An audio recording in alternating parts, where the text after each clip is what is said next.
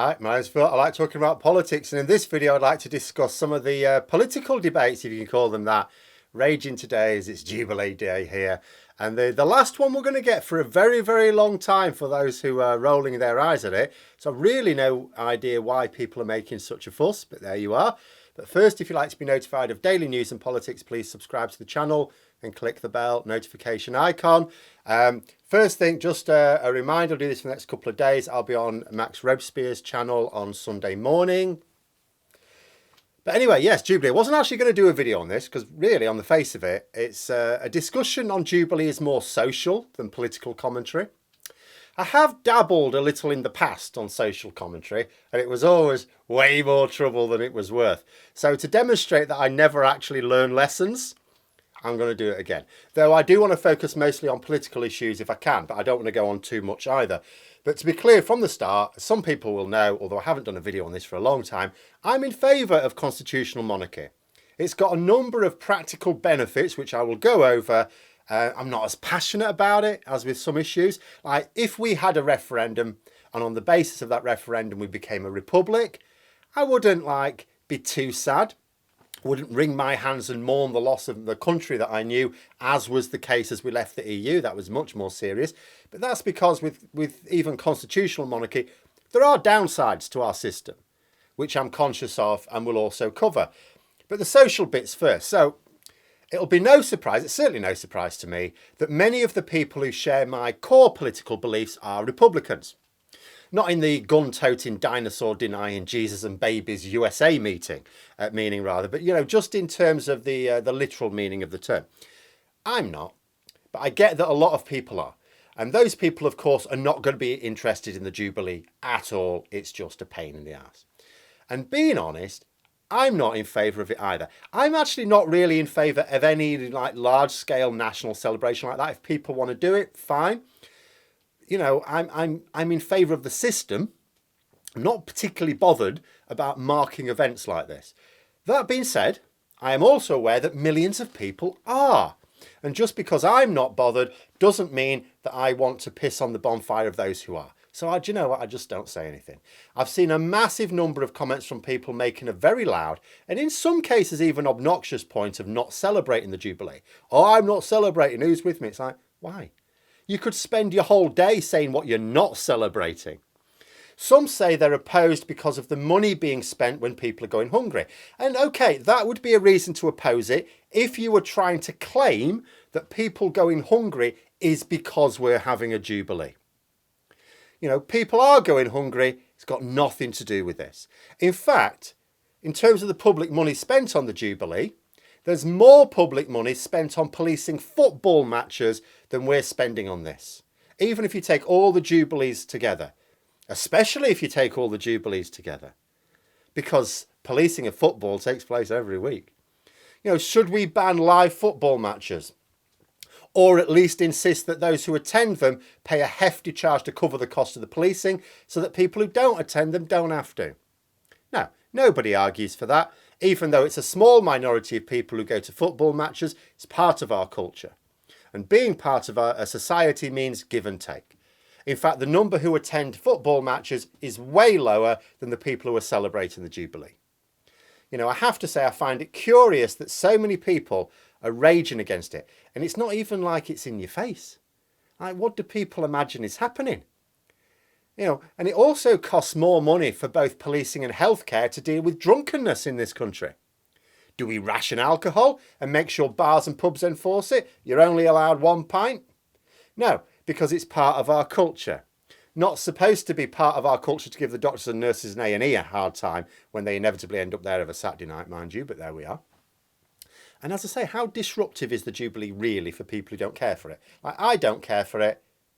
I've not been disrupted at all. It's on the front page of a lot of newspapers. But be honest, most people of a Republican persuasion don't like those newspapers anyway. You see a bit of bunting up on the street. It's not a big deal. People have flags there permanently. Does it matter? No, it doesn't matter. You see the usual flag shaggers jumping on the bandwagon. That's irritating. But again, it's par for the course. Just ignore them. Sometimes I think that's part of the problem. Because some of the most unpleasant people in our society jump on the Jubilee bandwagon. It's like people don't want to be associated with it. They see themselves in opposition to that person, so they want to oppose everything else they stand for. But do bear in mind, some of those people eat Cocoa Pops. I hope you're not going to have a pop at Cocoa Pops or Vimto. Some of them might even like Marmite. We're going to have an argument if you say that you're going to be opposed to Marmite. So I really see nothing to get upset about. The money being spent is tiny, and it's not the cause of people doing without. The cause is this government. And the same alternative government, if you imagine an alternative government had formed that had not funneled all our money to the ultra wealthy, that would have made sure they governed in the interests of everyone, that, you know, provided the safety nets for people, that made sure that people didn't go hungry, made sure people weren't starving, made sure they were properly housed. That same government would still have funded a Jubilee celebration, just like they would fund policing of major sporting events. But that's what brings me on to the politics. So, as I said, there are benefits and downsides to a constitutional monarchy, particularly the way we have it. The first thing to point out, however, and you wonder how many people are aware of this given some of the objections, is that the Queen is not part of our government. So people point to the fact she's not elected. We shouldn't have people who aren't elected in government. No, she's not elected, but she's not part of our government either. Nothing to do with government. You know, civil servants aren't elected. Because that's what she is. She's an incredibly prominent civil servant. Consider what her role actually is. First, to sign bills into law. She doesn't decide any of these laws. Parliament sends her the bills. She signs them into law. She can't take part in the debates. She doesn't get a vote. And she can't dismiss any that she doesn't like. She is a functionary. No different to the junior official who made photocopies for MPs to read, or the one who uploads it all to the website once the process is finished. And this is a huge benefit as well. I saw someone writing a piece, quite an interesting piece, about how this same issue, I mean, this issue comes up all the time. Someone put it out for the Silver Jubilee. We had like the Sex Pistols with their God Save the Queen. You know, obviously there's a lot of people, no, not a majority, a lot of people not in favour of the monarchy, and that's fine. But 99 years ago, it was a big issue for the Labour Party at the time, the Ramsay MacDonald. And the leadership sort of understood it. Because as you can imagine, the Labour Party is not exactly royalist, but it would not benefit from being a republic. And just under a century ago, Ramsay MacDonald argued that not only was the king, who's the current Queen's grandfather, not the problem affecting people's lives, but that their job in reforming the country would be made easier by having a constitutional monarchy. And that sounds odd, but the reason is simple. If we became a republic, a number of things would happen. But first and foremost, obviously, we would need an elected president. Sounds fine to many, especially in countries that have these and are very happy with the arrangement. Sure. But then that president can make political decisions. Now, the Queen can't veto a government's agenda. She can't go, you are having a laugh, that is in the bin, try again. Because it's not that she doesn't have the power in theory, but because she doesn't have it in practice. This is because she is unelected and should not and would not interfere with the wishes of the elected assemblies. But an elected president can also claim to act for the people. So an elected president could put that bill in the bin. No, I'm not signing that, in the bin. An elected president who's more interested in representing the establishment could block the legislative programme of a majority of MPs who want major progressive reform. Right now, all Labour would need to do is to push forward with a major reform programme is get a majority of MPs in favour of it. Now, right now, that is a big ask. That's not straightforward either. But that's all they need to do. They just need a majority of one that all agree on a particular reform agenda. With an elected president, you'd also need to satisfy a single elected politician who will have been elected at a different time on a different system and may not be politically aligned with you at all. In fact, if they were politically opposed to you, the inevitable consequence is the status quo. Nothing really changes. You can't push forward any great reforms because they will block them. Now, if the status quo is acceptable to most people, that's fine. If you sort of think your country's running all right, and there'll be plenty of countries who do, grand. But when it isn't, the republic system doesn't really work too well. Second, her second job is she hosts foreign dignitaries and takes part in diplomatic visits. Again, no say about where she goes, whom she has to make pleasant conversation with. The government tells her who to make friends with, and off she goes. She is, she's, as well as a functionary for passing bills into law, basically a super ambassador. And that's a massive benefit as well, because what you have is a diplomat who's spent their entire life learning not only the art of diplomacy, but also getting to know world leaders, both in government and outside it. So she's a valuable source of knowledge for government ministers, including the Prime Minister, who, being elected very briefly into power, don't really know very much about the world or the people who run it. So the Queen can advise them about the best way to make a connection on a personal level in order to have more fruitful discussions. And that's really it. People will talk about, the monarchy is worth this much money. No, it's not. No, it's not. The Queen and her family are incredibly wealthy, of course. She stretches... Robert the Bruce is her ancestor, for goodness sake. There's a long line of kings and queens, very wealthy. But a lot of the so-called wealth that's attached to the monarchy isn't the wealth of the monarchy. Like Buckingham Palace, for example, it's not the Queen's. If we turned into a republic, the Queen's family would remain wealthy, wouldn't have Bookhouse.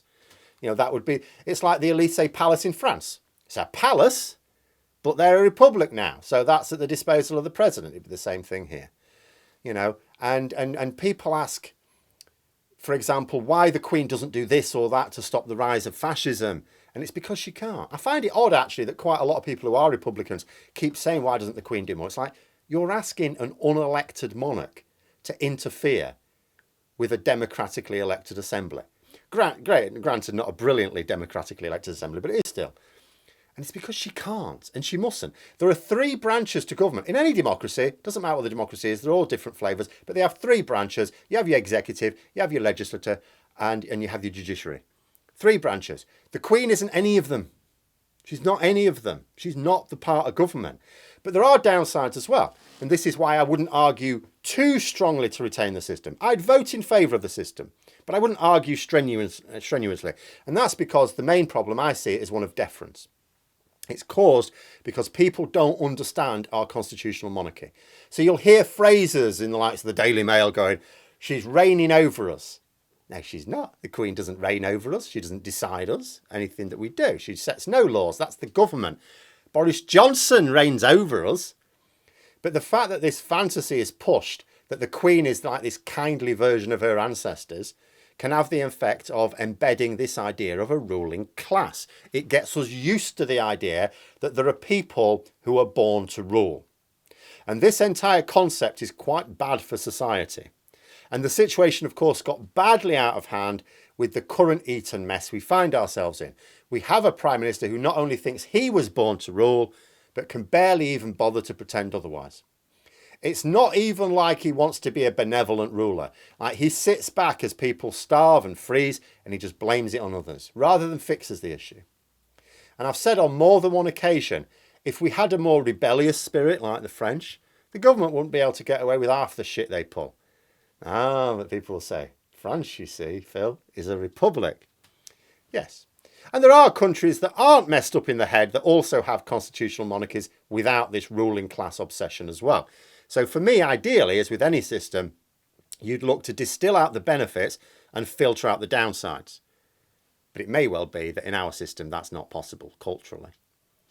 And it's also doubtful that a referendum on the monarchy would even result in a vote for republic either.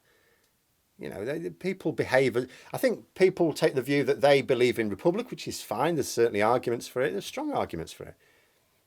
I've not seen any evidence that a majority would actually vote for it. So the current system, it's not even like it's against the wishes of the public as far as anyone can tell. So although I won't be doing anything special, other than enjoying there were some nice Jubilee buns from Morrison's, they were good. And the corgi cakes from Marks & Spencer, I've not tried that yet, but I should be looking forward to that. But I'm certainly not minded to have a pop at anyone who wants to thoroughly enjoy themselves with a nice party. But those are my thoughts. Let me know yours in the comments below. Hope you found the video interesting. If you did, please click the like button. Maybe even click on the join button if you'd be interested in memberships. And until next time, I'll see you later.